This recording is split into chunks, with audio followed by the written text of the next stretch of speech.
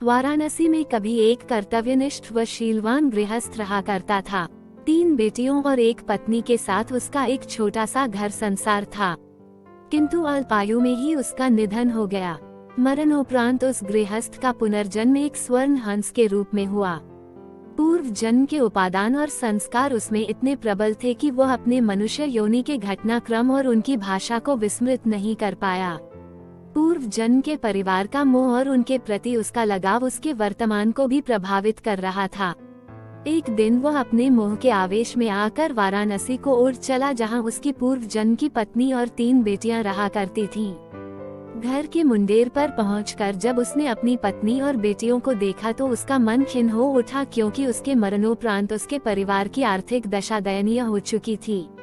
उसकी पत्नी और बेटियां अब सुंदर वस्त्रों की जगह चिथड़ों में दिख रही थीं। वैभव के सारे सामान भी वहां से तिरोहित हो चुके थे। फिर भी पूरे उल्लास के साथ उसने अपनी पत्नी और बेटियों का आलिंगन कर उन्हें अपना परिचय दिया और वापस लौटने से पूर्व उन्हें अपना एक सोने का पंख भी देता गया, जिसे बेचकर उसके परिवार वाले अपने दारिद्र्य को कम कर सकें। इस घटना के पश्चात हंस समय समय पर उनसे मिलने वाराणसी आता रहा और हर बार उन्हें सोने का एक पंख देकर जाता था।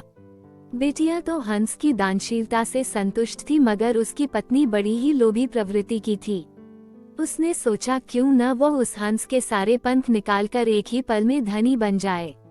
बेटियों को भी उसने अपने मन की बात कही, मगर उसकी बेटियां ने उसका कड़ा विरोध किया। अगली बार जब वह हंस वहां आया तो संयोगवश उसकी बेटियां वहां नहीं थी।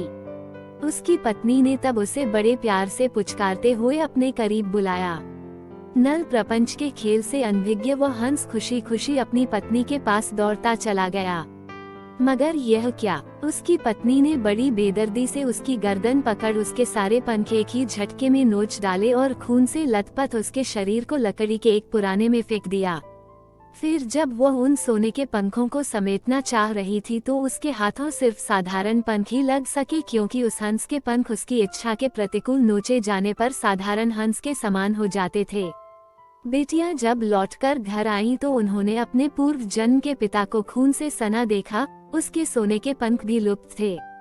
उन्होंने सारी बात समझ ली और तत्काल ही हंस की भरपूर सेवा शुश्रूषा कर कुछ ही दिनों में उसे स्वस्थ कर दिया।